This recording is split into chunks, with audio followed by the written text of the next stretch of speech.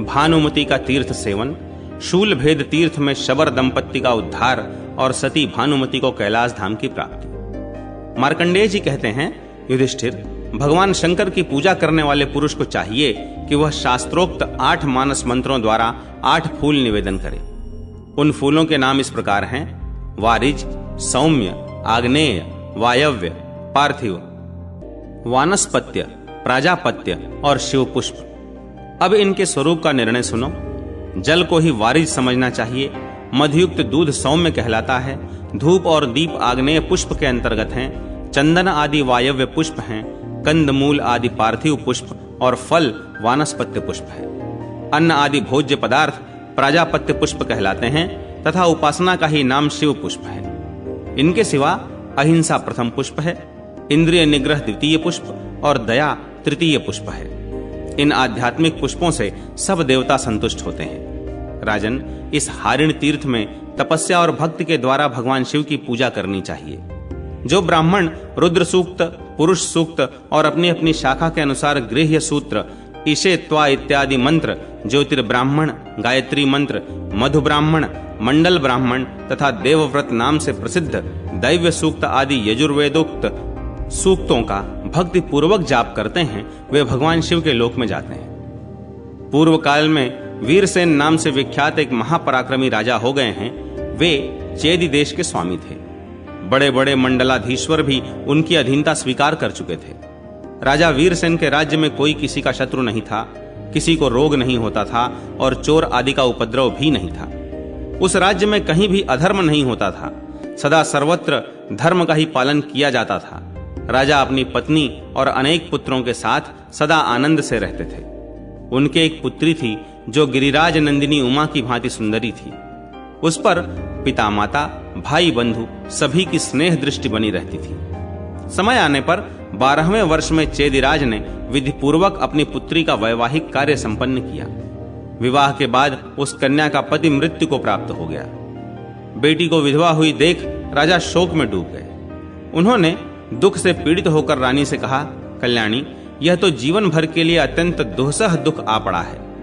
मेरी पुत्री रूप और यौवन से संपन्न है, इसकी रक्षा कैसे की जा सकती है? भानुमति के शील की रक्षा का अब कोई उपाय दिखाई नहीं देता। माता पिता जब आपस में इस प्रकार वार्तालाप कर रहे थे, उस समय उनकी बात सुनकर राजकुमारी भानुमति उनके समीप जाकर बोली, पिताजी, मैं शोकाग्नि से जल रही हूं, इसलिए आज आपके सामने संकोच छोड़कर बोलती हूं। मेरे कारण कोई दोष की बात नहीं होने पाएगी, यह मैं आपसे सत्य कहती हूं। आज से मैं कभी श्रृंगार नहीं धारण करूंगी, मोटे वस्त्रों से अपना शरीर ढक लूंगी, संयम पूर्वक रहकर पुराणोक्त सभी व्रतों का आचरण करूंगी और श्री हरि के संतोष के लिए तपस्या करती हुई अपनी काया को सुखा डालूंगी।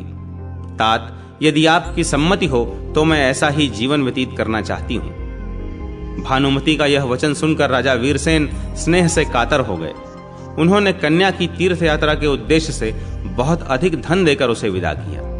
कुछ विश्वास पात्र वृद्ध पुरुषों को पुत्री की रक्षा में नियुक्त किया और एक हथियारबंद सिपाही तथा पुरोहित ब्राह्मण को भी साथ में लगा दिया। भानुमति गंगा के तट पर गई और वहां स्नान करके भगवान के ध्यान में तत्पर हुई। स्नान, ध्यान और पूजन यह उसका प्रतिदिन का नियम हो गया।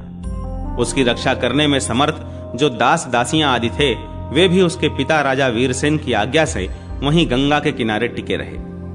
इस प्रकार वह राजकुमारी 12 वर्षों तक गंगा जी के तट पर रही। तदनंतर किसी समय गंगा को छोड़कर अपने सहायक मंत्रियों के साथ दक्षिण दिशा में गई, जहां महानदी नर्मदा बहती थी। वहां अमरकंटक पर्वत एवं ओमकार तीर्थ में वह 6 महीने तक रही। फिर एक तीर्थ से दूसरे तीर्थ में होती हुई अनेकानेक तीर्थों में भ्रमण करने लगी।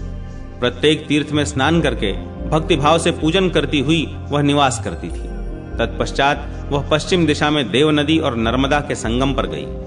वहां ऋषियों के समुदाय से सेवित एक पुण्य आश्रम दिखाई दिया। ऋषिवृंद का दर्शन करके भानुमति ने सबको प्रणाम किया और पूछा, महात्माओं, इस तीर्थ का नाम और महात्म्य क्या है, यह बताने की कृपा करें। तब एक ऋषि ने कहा, तपस्विनी, यह स्थान चक्र तीर्थ के नाम से विख्यात है। पूर्व काल में त्रिशूलधारी देवाधिदेव महादेव ने संतुष्ट होकर यहीं श्री हरि को चक्र प्रदान किया था। जो इस तीर्थ में स्नान करके देवताओं और पितरों का तर्पण करता है, उसे पुनरावृत्ति रहित उत्तम गति प्राप्त होती है। दूसरे दिन यहाँ से शूलभेद तीर्थ में जाना चाहिए। वहां रात्रि में जागरण करके पुराण की कथा पढ़े और सुने। पुष्प, धूप, दीप आदि निवेदन करके भगवान विष्णु की पूजा करे। तीसरे दिन प्रातः काल होने पर ब्राह्मणों को भोजन करावे और अपनी शक्ति के अनुसार उन्हें भक्ति पूर्वक दान दे। फिर चौथे दिन जहां प्राची सरस्वती हैं, वहां जाना चाहिए। वे सरस्वती संपूर्ण जगत को पावन करने के लिए साक्षात ब्रह्मा जी से प्रकट हुई हैं। पांचवें दिन मार्कंडेश्वर लिंग के समीप जाए और वहां स्नान करे। वह परम उत्तम स्थान सर्वदेवमय और सर्व तीर्थमय है। जो पवित्र एवं जितेंद्रिय होकर वहां 1 वर्ष या 6 मास या 15 दिन अथवा 3 रात्रि भी निवास करता है, उसका फिर मर्त्यलोक में निवास नहीं होता। वह सदा स्वर्ग लोक में अक्षय निवास पाता है। जो नियम पूर्वक वहां निवास करता है, वह 3 जन्मों के पापों से मुक्त हो जाता है तथा जो विधवा नारी उत्तम व्रत का पालन करती हुई 12 वर्षों तक वहां निवास करती है, वह अनंत काल तक रुद्रलोक में प्रतिष्ठित होती है। मुनि का यह वचन सुनकर भानुमति को बड़ी प्रसन्नता हुई। वह आलस्य छोड़कर अहर्निश तीर्थ सेवन एवं स्नान करने लगी। उस तीर्थ का प्रभाव देखकर राजकुमारी ने पुरोहित जी और ब्राह्मणों से कहा, आप लोग मेरी यह बात सुने। मैं जब तक जीऊंगी यहीं रहूंगी, ऐसे उत्तम स्थान का त्याग नहीं करूंगी।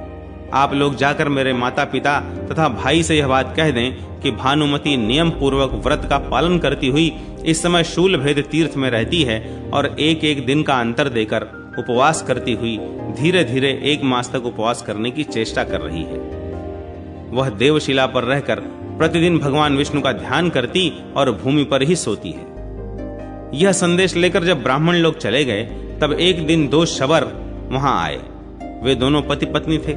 शबर ने अपनी स्त्री से कहा, प्रिय, यहाँ जितने कमल पुष्प मिलें उन्हें राजकुमारी को देकर तुम शीघ्र भोजन कर लो। मैंने आज यहाँ देव पूजन का विचार किया है, इसलिए मुझे आज भोजन नहीं करना चाहिए।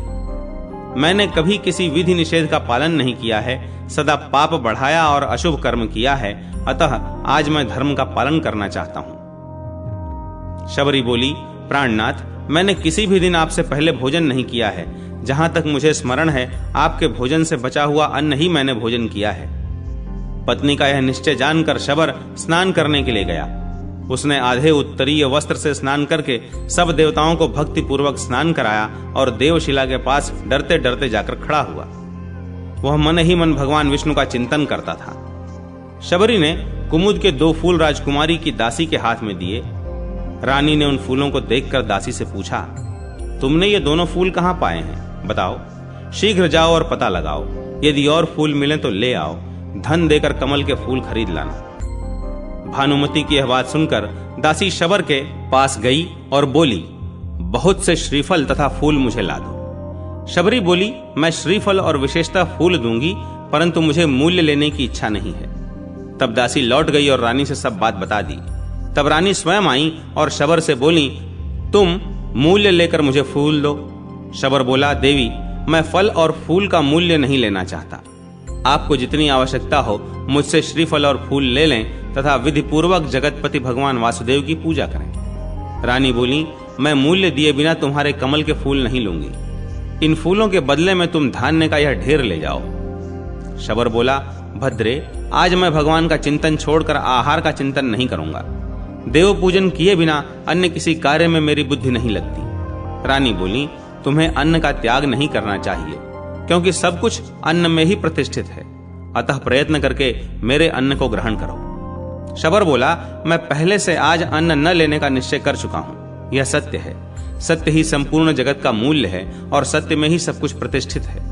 सत्य से ही सूर्य तपते हैं, सत्य से ही चंद्रमा प्रकाशित होते हैं, सत्य से ही वायु चलती है तथा सत्य के ही आधार पर यह पृथ्वी टिकी हुई है। अतः पूरा प्रयत्न करके मनुष्य सत्य की रक्षा करे, सत्य का लोभ कदापि न करे। रानी बोली, फूल 4 प्रकार के बताए गए हैं। एक तो बगीचे से चुनकर लाया हुआ, दूसरा जंगल से तोड़ा हुआ, तीसरा मूल्य देकर खरीदा हुआ और चौथा दान के रूप में प्राप्त हुआ। इनमें उत्तम फल तो उसका माना गया है जो स्वयं ही जंगल से तोड़ कर लाया गया हो। बगीचे के फूल का मध्यम फल बताया गया है। खरीदे हुए फूल को निकृष्ट श्रेणी में रखा गया है तथा जो प्रतिग्रह से प्राप्त हुआ फूल है उसे विद्वानों ने निष्फल बताया है। तब पुरोहित जी ने कहा, रानी, फूल ले लो और भगवान की पूजा करो। पुरोहित की आज्ञा से रानी ने शबर का उपकार करते हुए वे फूल ले लिए और उनके द्वारा भगवान विष्णु का विधिवत पूजन किया। रात को जागरण करके उन्होंने पुराण की कथा भी सुनी। तदनंतर शबर ने भी धूप दीप आदि निवेदन करके श्री हरि का पूजन किया और भगवान केशव का ध्यान करते हुए वह रात भर जागता रहा। फिर प्रातःकाल होने पर उसने स्नान के लिए उत्सुक मनुष्यों की भीड़ पर दृष्टिपात किया। कोई शूल भेद में नहाते हैं तो कोई देव नदी में, कोई प्राची सरस्वती में स्नान करते हैं, कोई मार्कंडेय हृदय में गोता लगाते हैं और कितने ही मनुष्य भक्ति भाव से चक्र तीर्थ में स्नान कर रहे हैं तथा स्नान से पवित्र हुए सब लोग देवशिला पर यत्न पूर्वक श्राद्ध करते हैं। यह सब देखकर शबर ने भी बेल का पिंडदान किया और भानुमति ने भी सत्तू के पिंड बनाकर पितरों के लिए अर्पण किए। फिर दंभ दोष रहित उत्तम ब्राह्मण को खीर, दही, शक्कर, मधु, घी, पायस और कृसर आदि पदार्थ भोजन कराए। तदनंतर भानुमति के साथ सब ब्राह्मण शूलभेद तीर्थ में गए। वहां सबने देखा शबर अपनी स्त्री के साथ कुंड में खड़ा है। तत्पश्चात शबर भृगु पर्वत के शिखर पर जाकर स्त्री के साथ कूदकर प्राण देने को उद्यत हुआ। यह देख राजकुमारी ने कहा, महासत्व, ठहरो ठहरो, मेरी बात सुनो। तुम तो अभी जवान हो, किस लिए प्राणों का त्याग करते हो? तुम्हें कौन सा संताप या उद्वेग हुआ है? कौन सा दुख अथवा रोग हुआ है? शबर बोला, मेरे प्राण त्याग करने का कोई कारण नहीं है और न मुझे कोई दुख ही है, परंतु संसार में कुछ सार तत्व है, यह बात मेरी बुद्धि में नहीं आती।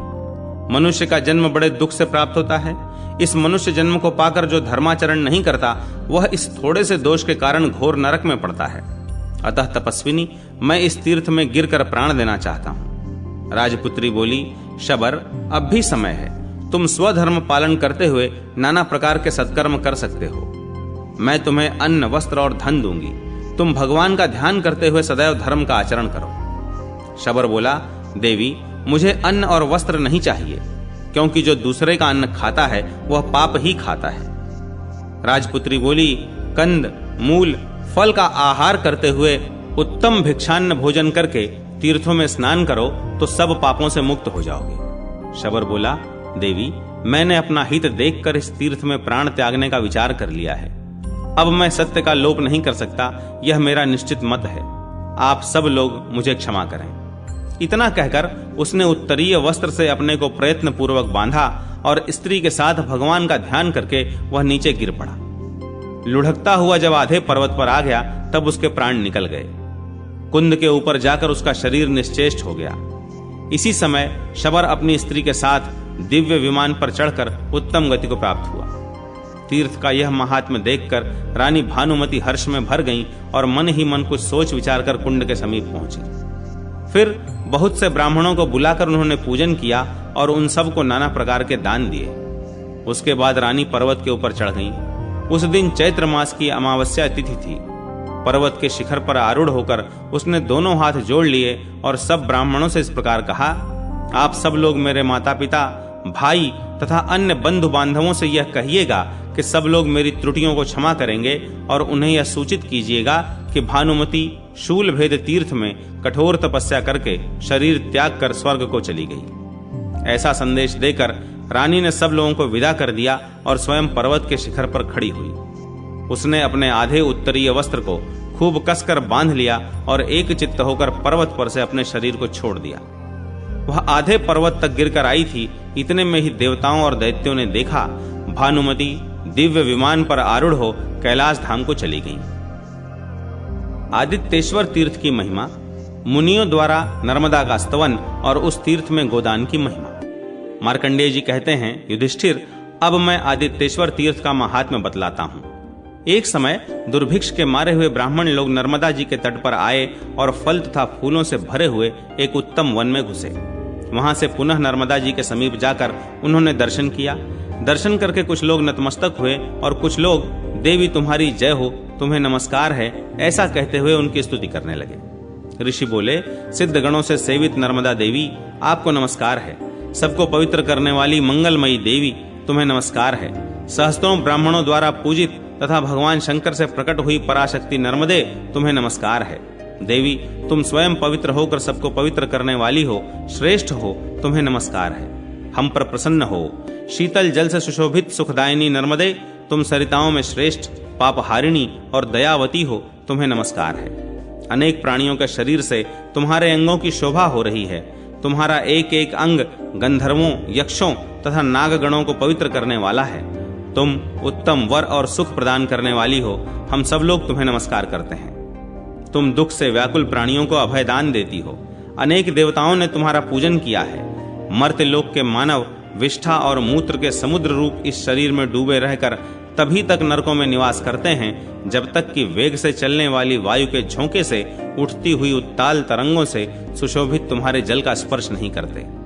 देवी, म्लेच्छ, पुलिंद और राक्षस भी यदि तुम्हारे पवित्र जल को पीते हैं तो पाप के घोर भय से मुक्त हो जाते हैं। फिर भय और पाप से डरे हुए हम जैसे ब्राह्मणों को मुक्त करना तुम्हारे लिए कौन सी बड़ी बात है। इस घोर एवं अपवित्र कलयुग में तुम ही निर्मल जलराशि से परिपूर्ण होकर शोभा पाती हो। देवी, तुम्हारे ही प्रसाद से आकाश में आकाश गंगा की स्थिति है। इस समय तुम हमारी यथेष्ट रक्षा करो, जिससे तुम्हारे कृपा प्रसाद से हम सब लोग तुम्हारे लोक में जा सकें। हमारे ऊपर अनुग्रह करो, हम तुम्हारे आश्रित हैं, तुम्हारी शरण में आए हुए हैं, तुम ही हमारी गति हो। देवी, तुम आदि देव महादेव जी से प्रकट हुई हो, तुम्हारी शक्ति अद्भुत है। मार्कंडेय जी कहते हैं, युधिष्ठिर, ऋषियों के इस प्रकार स्तवन करने पर सरिताओं में श्रेष्ठ महानदी नर्मदा प्रत्यक्ष होकर बोली, विप्रगण, मैं तुम पर संतुष्ट हूं और तुम्हें मनोवांछित वर देती हूं। तदनंतर मेघों की बड़ी भारी घटा घिर आई और खूब वर्षा हुई। देश में सब ओर बहुत अन्न हुआ तथा सर्वत्र कंद, मूल, फल और शाक आदि सुख पूर्वक मिलने लगे। युधिष्ठिर, जो मनुष्य जितेंद्रिय भाव से भक्ति पूर्वक ग्रहण के अवसर पर सूर्य तीर्थ की यात्रा करते हैं तथा काम, क्रोध, राग और द्वेष से मुक्त हो भगवान विष्णु की कथा सुनते हुए वेदों का पाठ करते हैं अथवा ऋग्वेद, यजुर्वेद, सामवेद तथा अथर्ववेद की एक एक ऋचा का ही पाठ करते हैं, वे संपूर्ण वेदों के पाठ का पूरा पूरा फल पा लेते हैं। वहां गायत्री मंत्र के जप से मनुष्य चारों वेदों का फल पाता है। प्रातः काल वहां अन्न दान और सुवर्ण दान आदि के द्वारा भगवान का पूजन करे। जो उस तीर्थ में स्नान करके योग्य ब्राह्मण को कपिला गौ प्रदान करता है, उसके द्वारा पर्वत, वन और काननों सहित मानो समूची पृथ्वी दे दी जाती है।